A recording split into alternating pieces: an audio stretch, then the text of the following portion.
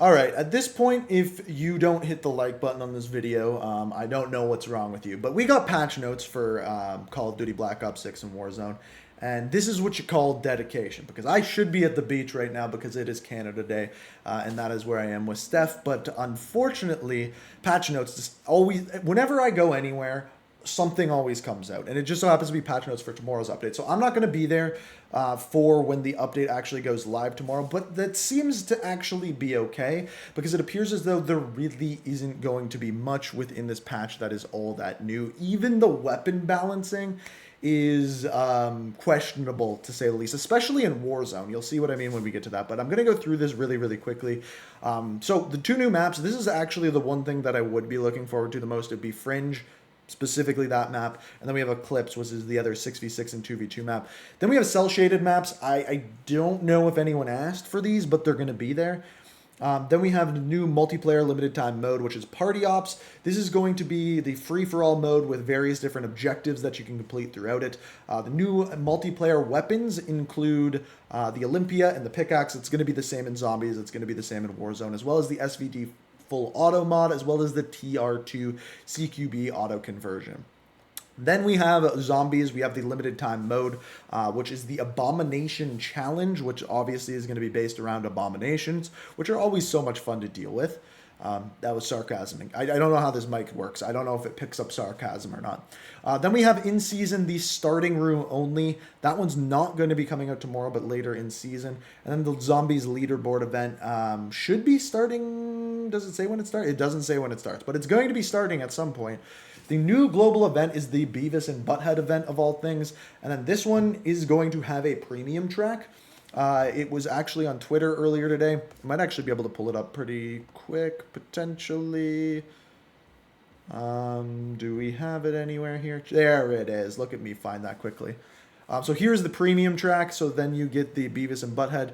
The unlock free track is just the new Coach Buzz Cut, as well as the Todd operator. So if you actually want Beavis and Butthead, you got to have the premium track, as well as the new weapon is in there, the pickaxe is in there, as well as the SVD. So basically everything to unlock is going to be on this free track, which is going to be based off of XP, because that seems to be the only way that they can do events this year. Now, it says, when it comes to multiplayer tuning, did I skip past? There's a new update to Grief mode for Zombies. I don't know if I passed it already. It might be later on. As far as weapon tuning goes, there's no weapon tuning. This is the strangest update to weapons that I've seen. Basically, the meta of the game is going to stay exactly the same, completely one-to-one, no different whatsoever, which is pretty lame, but they've basically taken almost every attachment, like look at how many it is for the XM4, and just improved them all. So every weapon attachment that you use is going to be better, and this is pretty much on every single weapon. As you can see, all of the assault rifles are in here. All of the SMGs are in here.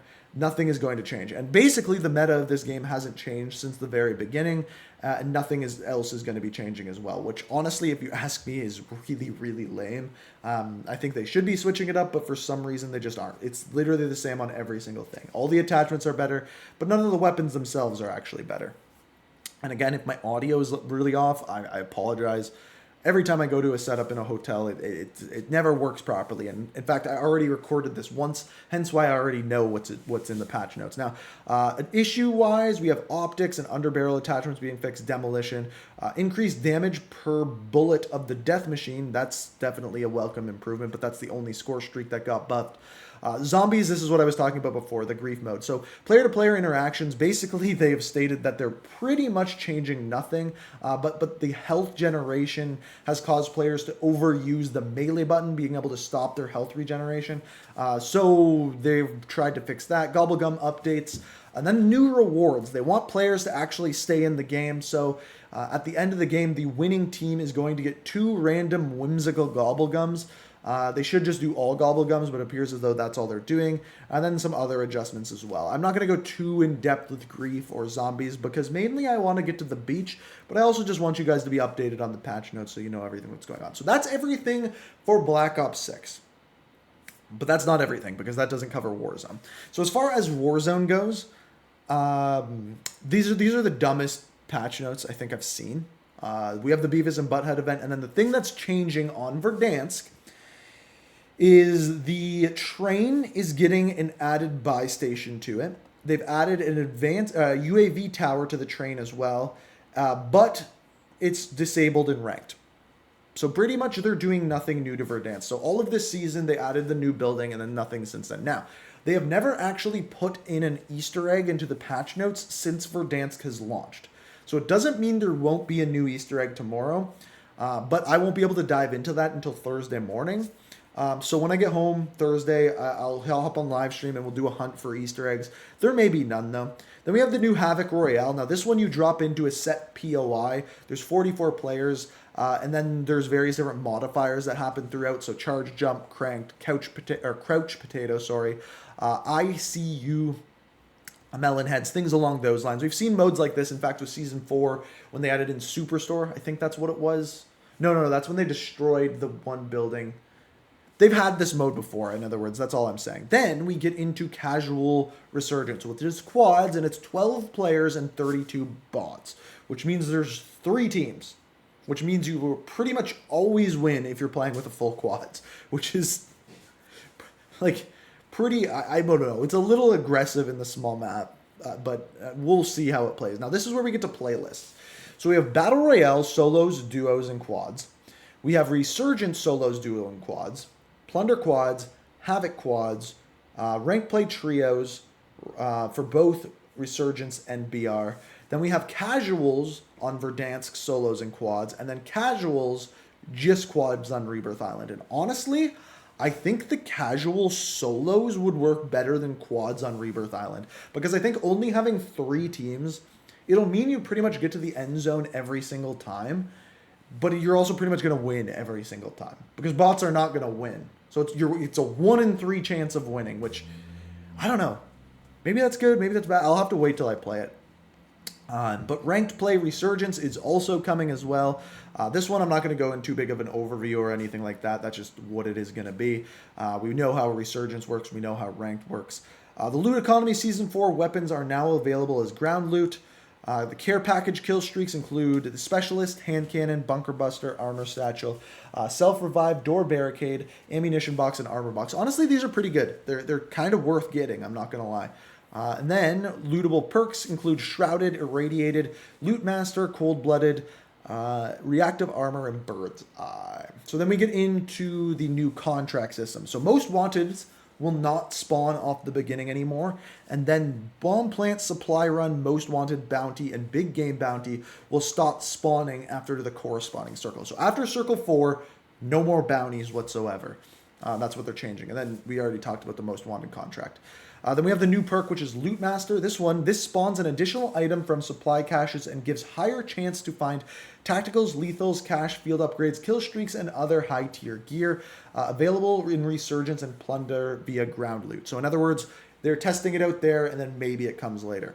There are also some adjustments to some perks. So Reactive Armor now gives you full armor in 35 seconds. So in other words, a pretty long period of time. Tracker got a huge nerf, like a huge nerf. The reduced total marked targets from 5 to 1. And then basically the longest, at long range, it'll track for 3 seconds. And at short and mid range, it's only 1 second. So basically nerfed altogether that side of things, marking people part of Tracker. Then we have the Grenadier, however you say it. Equipment is now deployed faster. And health regen delay from explosives reduced to 3 seconds. So that one's a buff.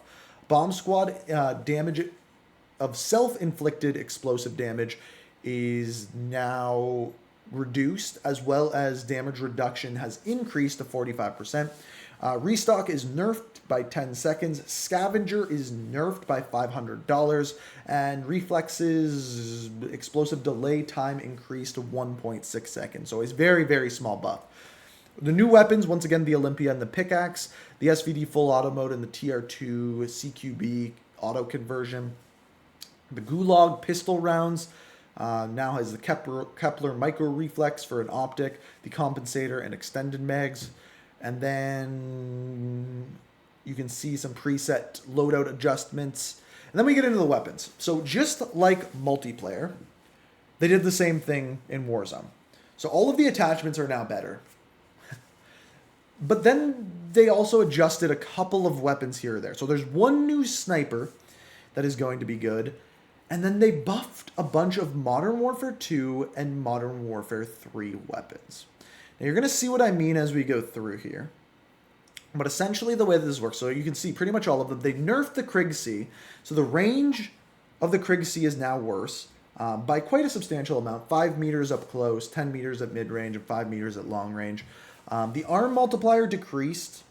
The aim down sight's movement speed decreased. Sprint to fire speed decreased. Bullet velocity decreased. And flinch reduced. Resistance reduced. So in other words, everything is worse on this gun. So it should no longer be the meta gun, but it'll still be decent.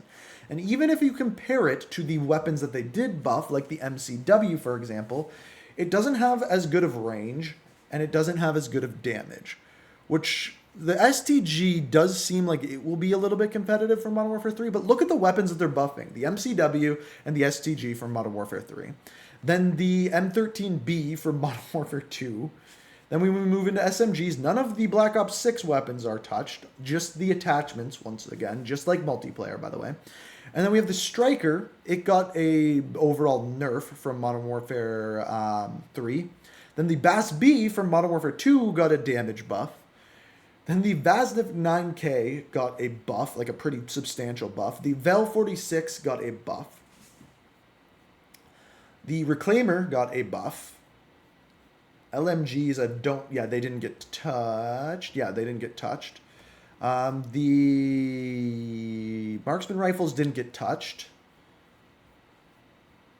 And then the snipers. So it says that they've made a new meta sniper, is essentially what this says. There's an infinite one-shot kill sniper that they've implemented. Can anyone guess what it is? No, it is not from Black Ops 6. Of all things, I believe it's from Modern Warfare 2, actually. The Moors did get a buff, a range buff. The FJX Imperium got a damage and range buff, so this will be able to one-shot. The MCPR got a range buff. And then the Victus XMR from Modern Warfare 2, of all things, got a damage and infinite range buff. This is now the best sniper in Warzone, just to be clear. It's like literally is the best sniper. Why? A Modern Warfare 2 sniper? I don't know, but it is now the best sniper. Period. End of story. That is what it is. And then again, just attachments for the rest of the weapons. They've updated the helicopter icons and advanced splash settings as well. So, as I mentioned, attachments all around should feel better in both multiplayer and Black Ops 6. All of the guns are going to feel better because all of the attachments are better. And then Modern Warfare 2 and Modern Warfare 3 weapons are now better in Warzone. Now, what this tells me is that this almost confirms to me that in Black Ops 7, everything is going to carry forward. Modern Warfare 2, Modern Warfare 3, and Black Ops 6 weapons. Why would they be balancing those weapons at this point if they didn't plan on carrying them forward? I don't see any reason why that would be the case, which to me is not a good thing. I do not like that whatsoever. So time will tell, but for now, let's just say I'm not a fan of this. We're going to have to wait to see what they do moving forward. I'm now going to go to the beach. This has been the Patch Notes. Please hit the like button. Much appreciated. Lots of new stuff coming. We'll not be there for the update tomorrow. Next stream Thursday. We'll talk about this update on Thursday. So if it's all broken, we'll talk about it Thursday.